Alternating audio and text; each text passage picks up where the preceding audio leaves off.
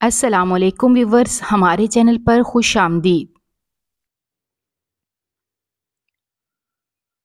انسان کبھی کبھی ایسے حالات دیکھ لیتا ہے کہ اس کے سوچنے کا انداز ہی بدل جاتا ہے۔ کبھی کبھی ہم ایسے لوگوں سے ملتے ہیں کہ وہ ہمیں اتنا عاجز کر دیتے ہیں اور ہم اتنے برے لگنے لگتے ہیں کہ ہم دل میں یہ تہیہ کر لیتے ہیں کہ زندگی میں ہم کبھی بھی ان جیسے نہیں بنیں گے۔ ایسا ہی کچھ میرے ساتھ بھی ہوا تھا۔ میں نے تہیہ کر لیا کہ میں ایسا انسان کبھی بھی نہیں بنوں گی۔ میرا نام زوبیہ ہے اور میرے گھر والے پیار سے مجھے زوبی کہتے ہیں۔ میں 2 بھائیوں اور 2 ہی بہنوں کی بڑی لاڈلی بہن ہوا کرتی تھی، مگر وقت نے ان کا نظریہ میرے لیے بالکل بدل کر رکھ دیا۔ کبھی کبھی ہم جیسا سمجھ رہے ہوتے ہیں حالات ایسے نہیں رہتے۔ میں اپنے دونوں بھائیوں سے بہت زیادہ پیار کرتی تھی۔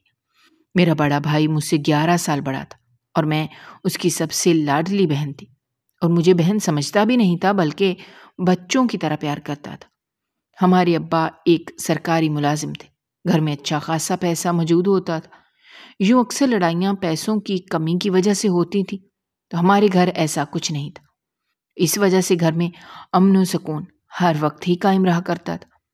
ہاں، البتہ چونکہ ہم ایک دیسی فیملی سے تعلق رکھتے تھے، تو ہمارے پاس بھی ویسے ہی اماں موجود تھی، جیسے کہ بیشتر لوگوں کے پاس ہوتی ہیں، کہ ان کو پتہ نہیں کہاں سے ہمیں ڈانٹنے کا موقع مل جایا کرتا تھا۔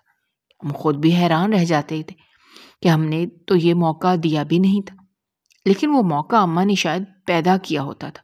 ان کو بھی سکون نہیں ملتا تھا ہمیں ڈانٹے بغیر، اور ہم بھی اتنے عادی ہو گئے تھے کہ ہمیں بھی ان کی ڈانٹ سنے بغیر مزہ نہیں آتا تھا۔ کبھی کبھی امی ہماری ایسی کلاس لیا کرتی تھیں کہ گھر کے سکون کے تمام ستون اوپر سے نیچے ہو جایا کرتے تھے، اور اس ڈانٹ سے کوئی بچ نہیں سکتا تھا۔ اگر ہمیں ابا بھی بچانے آیا کرتے تو امی ان کو بھی اس لڑائی میں لپیٹ دیا کرتی تھی۔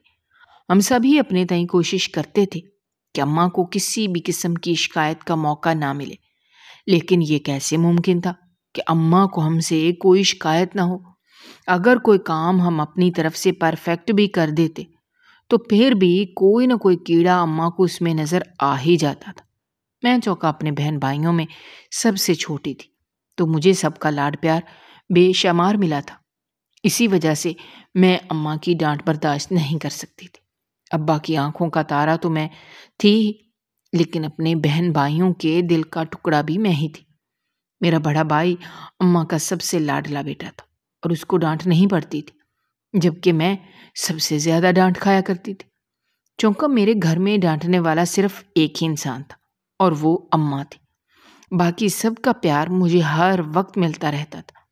اسی وجہ سے اگر اماں مجھے ذرا سا بھی ڈانٹ دیا کرتی تھی تو میں اتنا زیادہ روتی تھی کہ گھر والے پریشان ہو جایا کرتے تھے کہ یہ کوئی بڑی بات نہیں ہے کہ اماں صرف تمہیں ہی ڈانٹتی ہیں، اماں تو سب کو ڈانٹتی ہیں، تو اتنی کون سی بڑی بات ہے، تم کیوں آسمان کو سر پر اٹھا لیتی ہو؟ لیکن میں ہر بار کہتی تھی کہ اب نظر انداز کر دوں گی، لیکن ادھر اماں ڈانٹنے لگتی اور ادھر میرے سارے سکریو ڈھیلے ہو جاتے اور میں بہت زیادہ رونا شروع ہو جاتی۔ میں شروع سے ہی حساس تھی، اور پھر کچھ مجھے محبت ہی اتنی ملی تھی، تو اسی لیے میرے اندر برداشت کا مادہ 0 ہو گیا تھا۔ اور اگر اماں مجھے ایک ذرا سی بات کہہ دیتی تو میں گھنٹوں بیٹھ کر روتی رہتی تھی۔ اسی لیے اماں کہتی تھیں کہ یہ روتی نہیں ہے، ڈرامے دیکھ دیکھ کر اب اس نے گھر میں بھی ڈرامے کرنے شروع کر دیے ہیں۔ میں چھوٹی بہن تھی، اسی وجہ سے اگر گھر میں کوئی ٹینشن ہوتی بھی تھی تو میں نے جیسے فرض کر لیا تھا کہ وہ میرے لیے نہیں ہے بلکہ میرے بڑے بہن بھائیوں کے لیے ہے۔ ویسے بھی میں چاروں کی بہت لاڈلی تھی، اسی لیے اماں اکثر ان لوگوں پر بھی برہم ہو جایا کرتی تھی کہ تم لوگوں نے اس کو سر پر چڑھا لیا ہے، کل اس کے لیے مشکلات ہو جائیں گی۔ تو میرے چاروں بہن بھائی میری سپورٹ میں کھڑے ہو جایا کرتے تھے اور کہتے تھے کہ اماں کچھ بھی نہیں ہوگا، ہم اس کے ساتھ کھڑے ہیں، اس پر کوئی مشکل نہیں آنے دیں گے انشاءاللہ۔ تو اماں نے کہا، یہ بہن بھائی شادی سے پہلے کہہ سکتے ہیں، مگر جب شادی ہو جائے تو سب کے رد عمل بدل جاتے ہیں، سب کی ذمہ داریاں بدل جاتی ہیں، اپنے فرائض خود نبھانے پڑتے ہیں۔ تو انہوں نے کہا کہ جب اس پر وقت آئے گا تو یہ بھی نبھا لے گی، آپ اس وقت اس چیز کی ٹینشن مت لیں، جس کے آنے میں ابھی مدتیں ہیں۔ تو اماں نے کہا وقت گزرنے کا پتہ نہیں چلتا، لیکن تم لوگ اس کو بگاڑ رہے ہو۔ یعنی یہ بحث جب بھی ہوا کرتی تھی میں تو جی بھر کر کوفت زدہ ہو جایا کرتی تھی۔ البتہ میرے بہن بھائی اماں کو سمجھا کر بجھا کر ٹھنڈا کرنے کی کوشش کیا کرتے تھے۔ اماں کو ہمیشہ سے یہی ڈر لگا رہتا تھا کہ میں سسرال میں جا کر ان کی ناک کٹوا دوں گی، اسی لیے وہ مجھے کچن میں زبردستی بھیج دیتی کہ میں کچھ بنایا کروں، لیکن میرا ان کاموں میں جی نہیں لگتا تھا۔ میں یہ سوچا کرتی تھی کہ ابھی میرے 4 بہن بھائی رہتے ہیں اور ان کی شادیاں ہونے میں بھی اتنا وقت ہے، اور اماں بلا وجہ میری شادی کی پریشانی میں ابھی سے گھل رہی ہیں۔ ایک روز میں نے اپنے بہن بھائیوں سے کہا کہ چلو وہ میچ کھیلتے ہیں۔ پہلے وہ مان نہیں رہے تھے، لیکن پھر میں نے وہی ہتھ کنڈا آزمایا جو میں پہلے آزمایا کرتی تھی کہ میں ناراض ہو کر وہاں سے چلی گئی اور کمرہ بند کر لیا، اور یہی ان کی کمزوری تھی کہ مجھے ناراض نہیں دیکھ سکتے تھے، اسی لیے سب اس بات پر متفق ہو گئے، مگر اماں اس بات پر برہم ہو گئی تھی، کہنے لگی کہ تم لوگوں نے اس کو بالکل بچی بنا دیا ہے۔ میں کتنی بار کہتی ہوں کہ اولاد کی ہر بات نہیں ماننی چاہیے، ایسی ہی توقعات وہ سب سے لگا لیتی ہے، اور پھر اگر کوئی اس کی بات ٹالتا ہے تو اس کی توقعات ٹوٹ جاتی ہیں اور پھر اس کا دل ٹوٹ جاتا ہے اور بچوں کی طرح روتی رہتی ہے، جبکہ اس معاشرے میں جینے کے لیے انسان کو بہت مضبوط بننا پڑتا ہے۔ تم لوگوں نے اس کو بالکل بچہ بنا دیا ہے اور اس کی سوچ بڑھ ہی نہیں رہی، حالانکہ اس کی عمر کی لڑکیاں اتنی سمجھداری کی باتیں کرتی ہیں، اور میں ان باتوں پر بور ہو جایا کرتی تھی اور کہتی تھی کہ اماں جب مشکل وقت آئے گا تو میرے بہن بھائی میرے ساتھ کھڑے ہوں گے، میں ان خوش نصیبوں میں شامل ہوتی ہوں جس کے بہن بھائی بڑے ہیں اور اس کا دل سے کرتے ہیں۔ تو اماں کہنے لگی بیٹا برے وقت کا پتہ نہیں ہوتا، ابھی میں تمہیں اپنی دشمن نظر آتی ہوں، لیکن کبھی تو تمہیں یاد آئیں گی میری باتیں کہ میں اپنی ماں کو اپنا دشمن سمجھتی تھی، مگر وہ بالکل سچ ہی کہا کرتی تھی، کیونکہ اس نے ایک دنیا دیکھی ہوئی تھی۔ جب ہم بہن بھائی اکٹھے ہوتے تھے تو ہم بھی یہی کہتے تھے، ایک دوسرے کے لیے جان کی بازی لگا دیں گے، جتنی تم اپنے بہن بھائیوں کی لاڈلی ہو اس کا چوتھا حصہ بھی نہیں ہو جتنی میں اپنے بہن بھائیوں کی لاڈلی تھی۔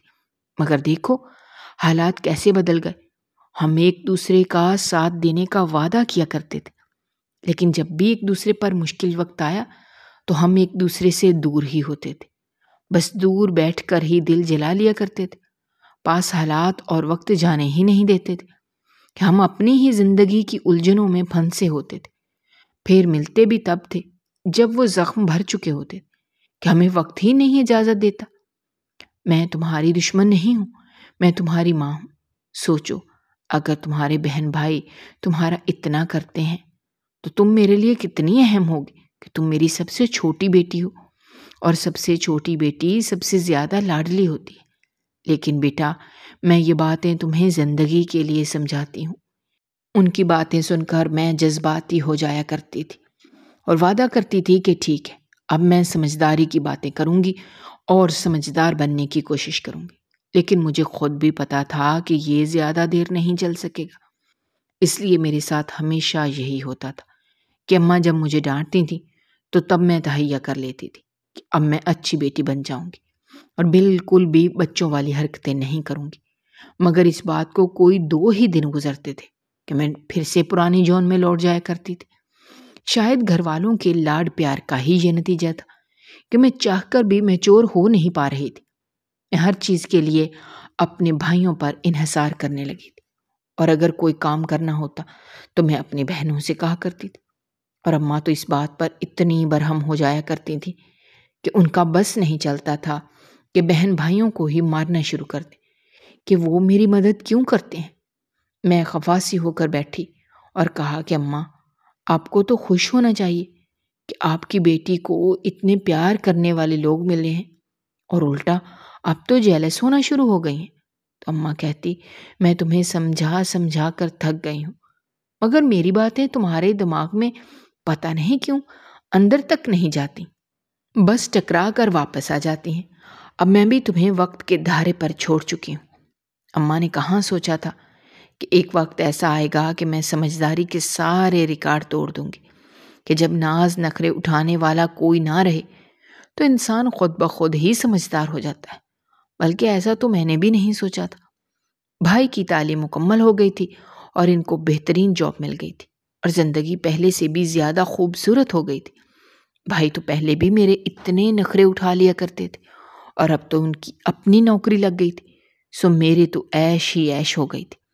البتہ اماں بھائی کو دھمکیاں دینے سے گریز نہیں کرتی تھی کہ تم نے اس کو مزید بگاڑ دینا ہے، اور بھائی بس ایک کان سے سن کر دوسرے کان سے نکال دیتے تھے۔ اور چند مہینوں بعد دوسرے بھائی کی نوکری بھی لگ گئی تھی اور ہمارے گھر میں یوں ایک دم سے پہلے سے بھی زیادہ عیش و عشرت والی زندگی گزرنے لگی۔ اب تو اماں یہ بھی نہیں کہہ سکتی تھیں کہ مہنگائی کا زمانہ ہے، اور بڑی بہن کی شادی کا فیصلہ کر لیا گیا اور خاندان میں ہی دونوں بڑی بہنوں کے رشتے مل گئے۔ میں یہ بات بھی سیکھ لی تھی کہ زندگی میں جب آپ کے پاس پیسہ آ جائے تو رشتہ دار اور تعلقات تو بہت سے بن جایا کرتے ہیں۔ یہ بات میں نے مزے میں کہہ بھی دی تو انہوں نے بڑے طنزیہ انداز میں کہا کہ تم نے یہ تعلق رہنے نہیں دینے، کیونکہ جتنا تم خرچہ کروا رہی ہو ہم پھر سے ایک بار پہلے سے بھی زیادہ غریب ہو جائیں گے۔ اور میں بس صبر کا گھونٹ بھر کر رہ گئی، کیونکہ اماں کے سامنے میں یہی کر سکتی تھی۔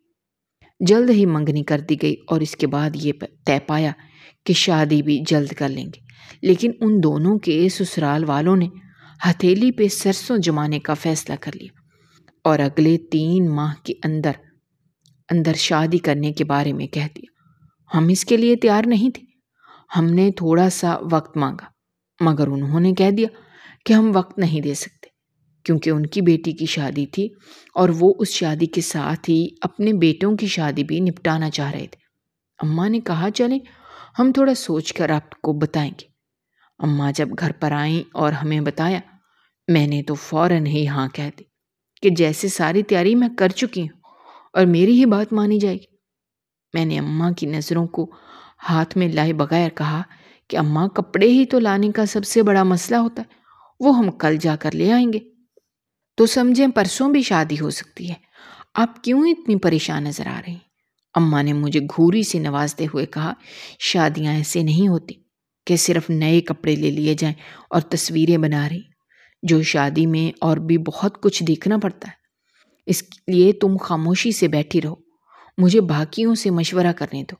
اور میں بس منہ بنا کر بیٹھ گئی، حالانکہ مجھے پتا تھا یہ ہوگا، لیکن پتا نہیں کیوں میں نے مشورہ دینے کے بارے میں سوچا تھا۔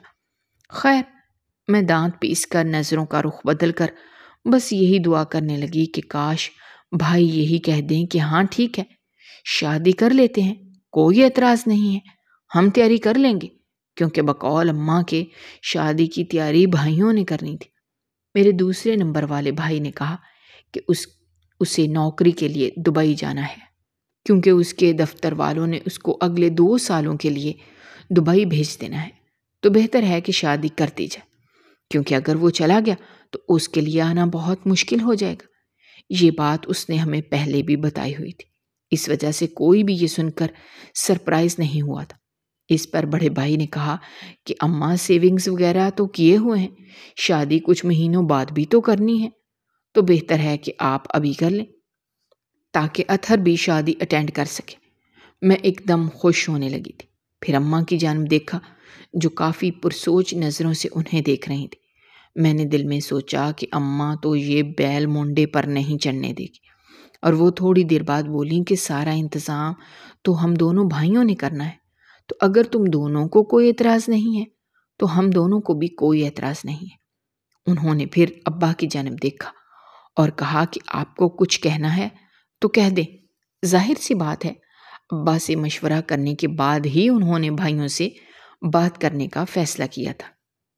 اس پر ابا نے نفی میں سر ہلاتے ہوئے کہا کہ نہیں، مجھے کچھ بھی نہیں کہنا، ویسے بھی ان کا جہیز تو بنا ہوا ہے اور کپڑے ہی بس لانے ہیں، تو یہ لڑکیاں بازاروں میں جا کر لے آئیں گی، اور بیٹیاں وقت پر ہی گھر کی ہوتی اچھی لگتی ہیں۔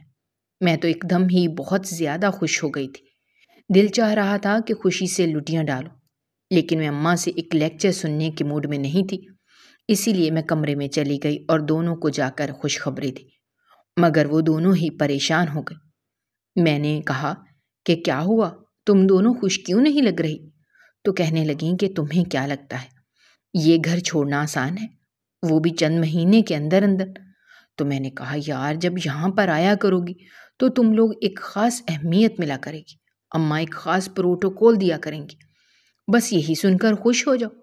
تو میری بات سن کر بے ساختہ وہ ہنسنے لگی اور کہنے لگیں کہ تم کبھی بھی بڑی نہیں ہو سکتی، اماں بالکل ٹھیک کہتی ہیں۔ میں ابھی ہنسنے لگی اور ایک دم ہی جذباتی ہو کر کہنے لگی کہ میں خوش تو ہو رہی ہوں، لیکن تم دونوں کے بغیر مجھے رہنے کا مزہ بالکل بھی نہیں آئے گا۔ ہر کام میں تم میری مدد کرتی ہو۔ تو کہنے لگیں کہ ہاں، اب تم خوشی سے ناچ لو، پھر بعد میں تمہیں پتہ چلے گا۔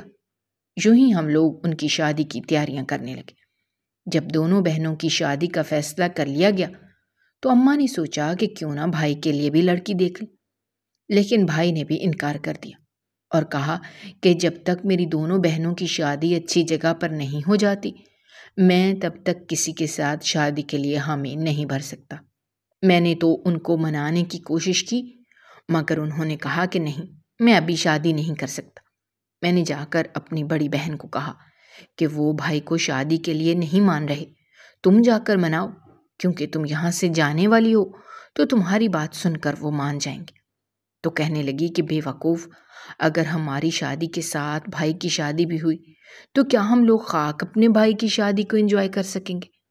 میں تو بہت خوش ہوں گی، بھائی نہیں، میں نے ہماری شادی کے بعد ہی کیجیے گا، کیونکہ اگر ہمارے ساتھ ہوئی تو ہم لوگ کسی بھی قسم کا لطف نہیں لے سکیں گے۔ یہ سن کر میں نے کندھے اچکا دیے، کیونکہ وہ کہہ تو ٹھیک ہی رہی تھی۔ وہ وقت جو گزرنے کا نام نہیں لیتا، وہ ایک دم سے گزر گیا تھا اور ان کی شادی کا دن آ گیا، اور شادی ہم لوگوں نے دھوم دھام سے ہی کی تھی۔ دونوں دلہنیں بنی بہت پیاری لگ رہی تھیں۔ دونوں کی بارات ایک ہی دن آنی تھی۔ ان کو دیکھ کر میں ایک دم سے جیسے سمجھدار ہو گئی تھی۔ مجھے بہت زیادہ رونا آیا تھا اور ایک دم سے لگا کہ جیسے میری دونوں بہنیں مجھ سے بہت دور ہو جائیں گی۔ شادی کے فنکشنز تک تو ٹھیک تھا، لیکن اب جوں جوں ان کے جانے کا وقت قریب آ رہا تھا، میرا دل بیٹھا جا رہا تھا، کیونکہ وہ میری بہنیں ہی نہیں، ماؤں جیسی بہنیں تھیں، جنہوں نے ہمیشہ میرا بچوں کی طرح خیال رکھا تھا، اور اب مجھے اپنا خیال خود رکھنا پڑے گا۔ یہ سوچ کر ہی بہت رونا آ گیا کہ زندگی ان کے بغیر کیسی گزرے گی۔ اطہر بھائی میرے پاس آ گئے اور میرا اترا ہوا چہرہ دیکھ کر کہنے لگے، کیا ہوا؟ تم اتنی پریشان کیوں لگ رہی ہو؟ ابھی تھوڑی دیر پہلے تو تم بڑی چہک رہی تھی۔ تو میں نے کہا کہ فنکشنز انجوائے کرنے تک مجھے بہت مزہ آ رہا تھا، لیکن اب جب سے یہ خیال آ رہا ہے کہ دونوں بہنیں ہمیں چھوڑ کر چلی جائیں گی، کسی اور کے آنگن میں ان کے کہکے گونجیں گے، تو میرے دل کو اب کچھ ہو رہا ہے۔ یہ سن کر متفق ہوتے ہوئے انہوں نے بھی اداسی سے کہا کہ میں بھی اسی وجہ سے اداس ہو رہا ہوں۔ ان دونوں کی شادی اکٹھے کرنے کا فیصلہ کرنا نہیں چاہیے تھا، کیونکہ ان دونوں کے اکٹھے جانے سے گھر ایک دم سے بے رونق ہو جائے گا۔ تھوڑی دیر بعد ان کی رخصتی کا وقت آ گیا اور ہم سب بہن بھائی بہت پھوٹ پھوٹ کر رو رہے تھے۔ عام بہن بھائیوں کی طرح ہم لوگ آپس میں کبھی بھی لڑائی جھگڑا نہیں کرتے تھے، ہماری محبت کی تو مثال دی جاتی تھی۔ ان دونوں کی رخصتی پر ہمیں یوں لگا کہ کوئی ہمارا دل نکال کر لے جا رہا ہو۔ وقت کتنی جلدی بدل جاتا ہے۔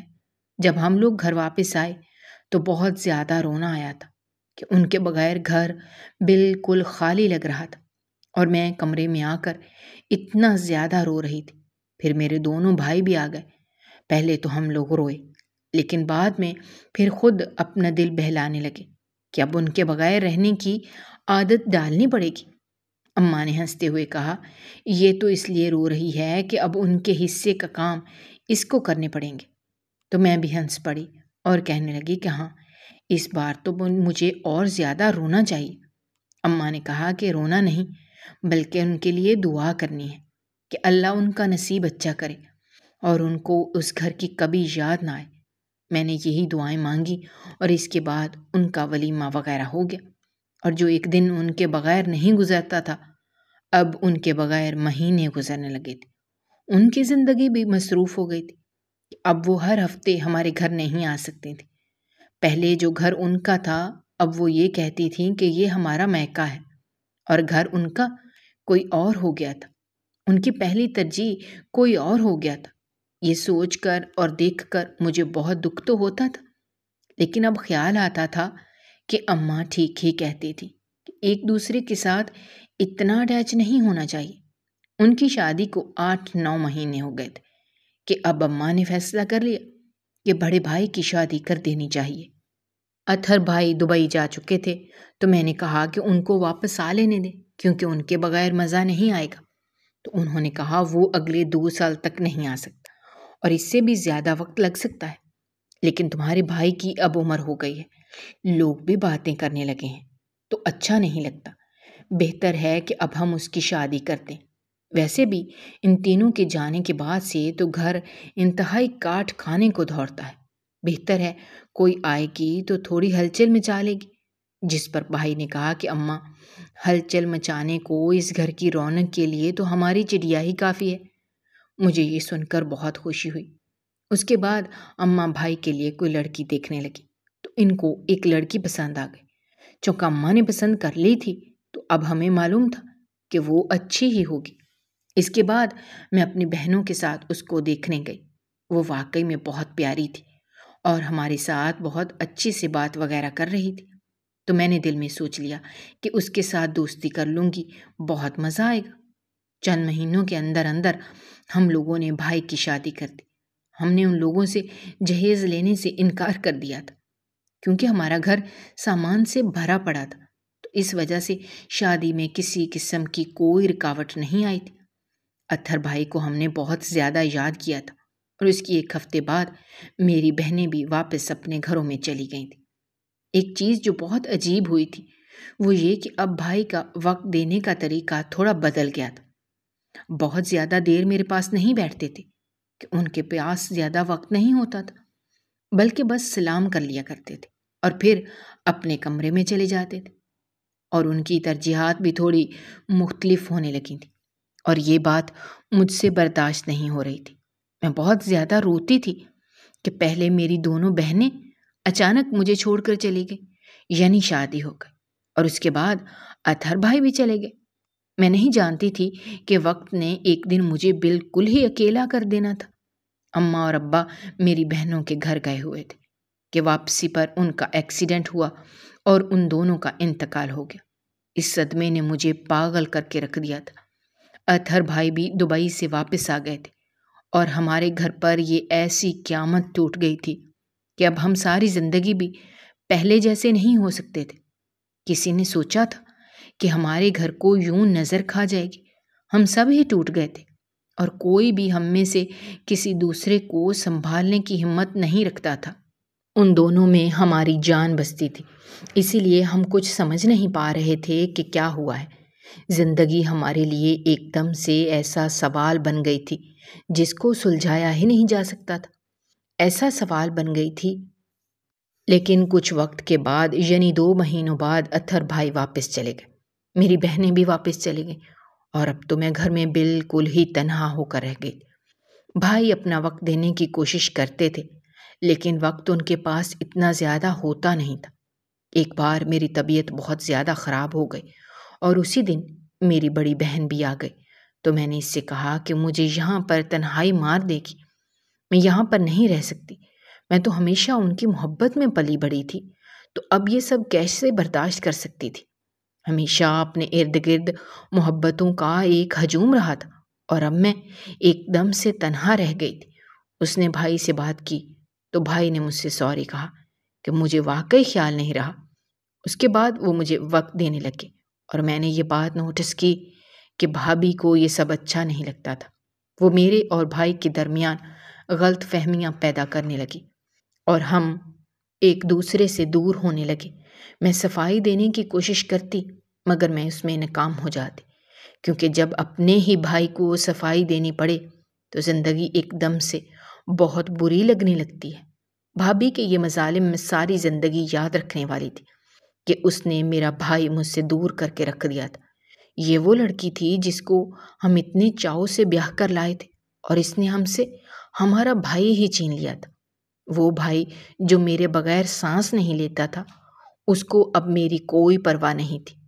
یہ گھر کا بھی ہماری جنت ہوا کرتا تھا، جہاں میں استحقاق کے ساتھ ٹہلتی تھی، حکم دیا کرتی تھی، اور اب میں اسی گھر میں اجنبی بن کر رہ گئی تھی، بلکہ یہ گھر میرے لیے اجنبی بن گیا تھا۔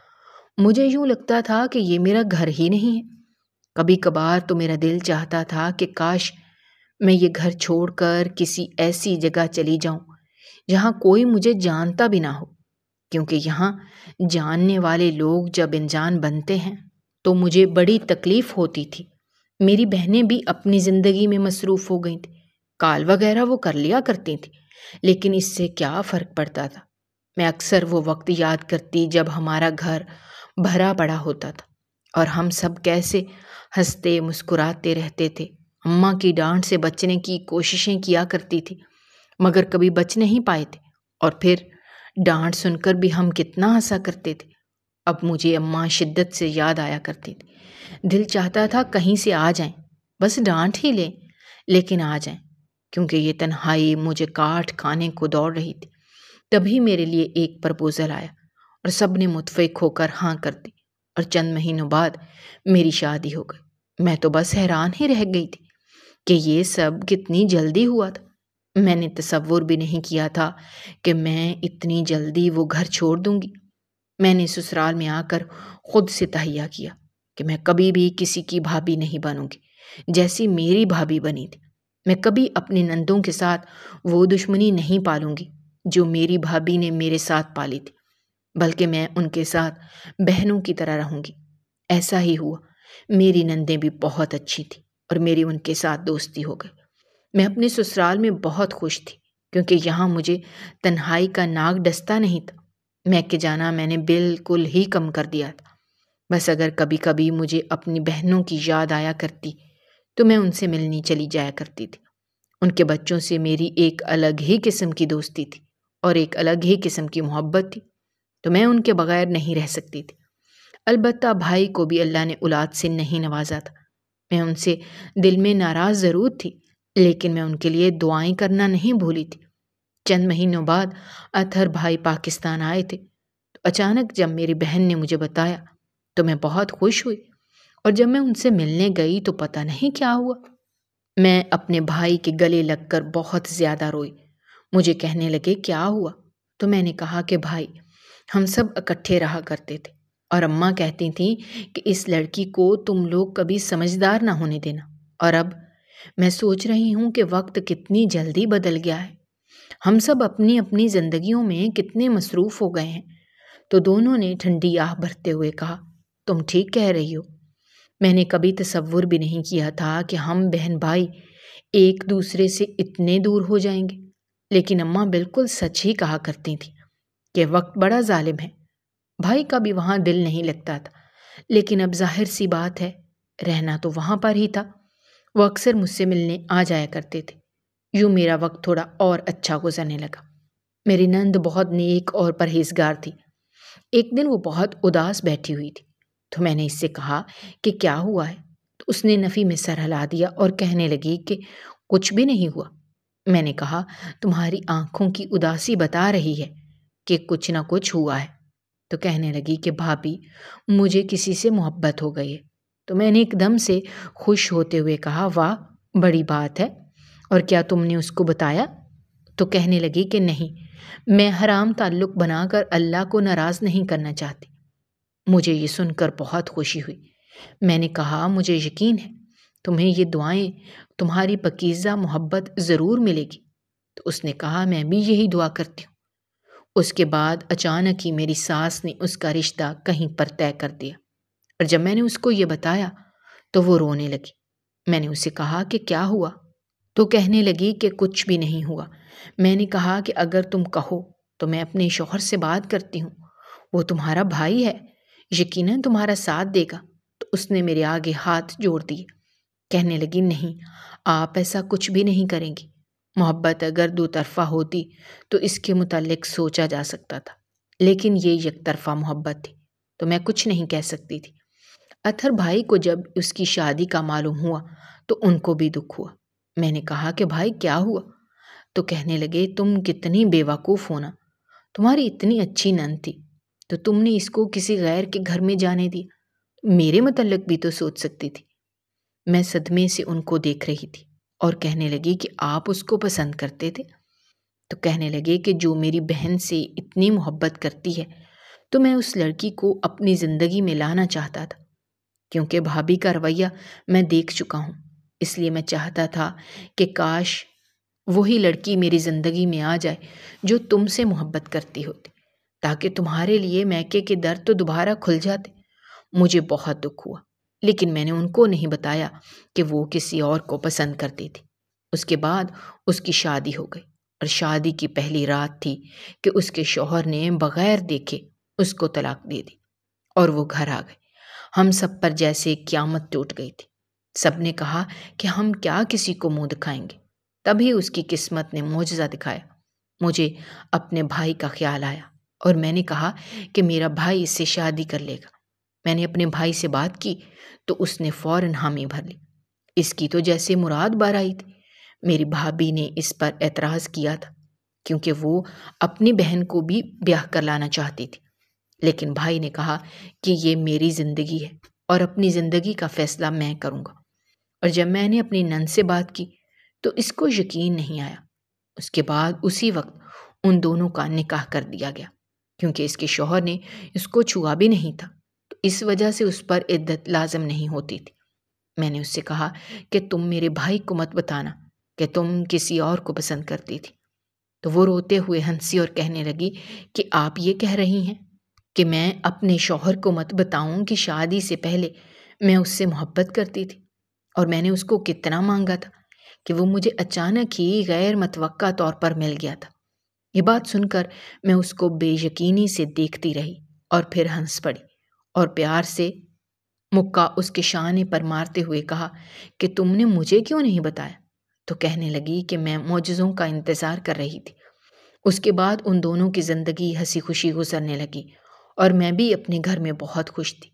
میں اس بات پر حیران تھی کہ کس قدر غیر متوقع طور پر اس کی محبت اسے ملی تھی، لیکن یہ بات تو سچ ہے کہ جب آپ حرام کی طرف نہیں جاتے تو حلال آپ کو مل جاتا ہے۔ بڑی بھابھی نے مجھ سے معافی مانگی تھی۔ اللہ نے ان کے اتنے سالوں سے بے اولاد رکھا ہوا تھا، اس وجہ سے ان کی ساری عقل ٹوٹ گئی تھی۔ ان کو لگ رہا تھا کہ شاید میں نے بد دعا دی ہوگی، لیکن میں نے کہا کہ آپ میرے بھائی کی بیوی ہیں تو میں آپ کو کیسے بد دعا دے سکتی ہوں؟ لیکن بھائی کے ساتھ تعلق پہلے جیسا نہیں ہو سکتا تھا۔ البتہ اطہر بھائی کے ساتھ میرا تعلق بہت خوبصورت بن چکا تھا۔ کیسی لگی آپ کو میری زندگی کی کہانی؟ کیا کبھی آپ کی زندگی میں کسی نے آپ کے ساتھ ایسا کیا جیسا میری بھابھی نے میرے ساتھ کیا؟ اور کیا آپ نے کبھی ایسے معجزے ہوتے دیکھے کہ کسی کو بغیر حرام میں پڑے اس کی محبت یوں مل گئی ہو؟ اگر آپ کو ہماری کہانیاں پسند آ رہی ہیں تو ہمارے چینل کو سبسکرائب کیجیے، ویڈیوز پر کمنٹ کیجیے اور شیئر کیجیے۔ شکریہ۔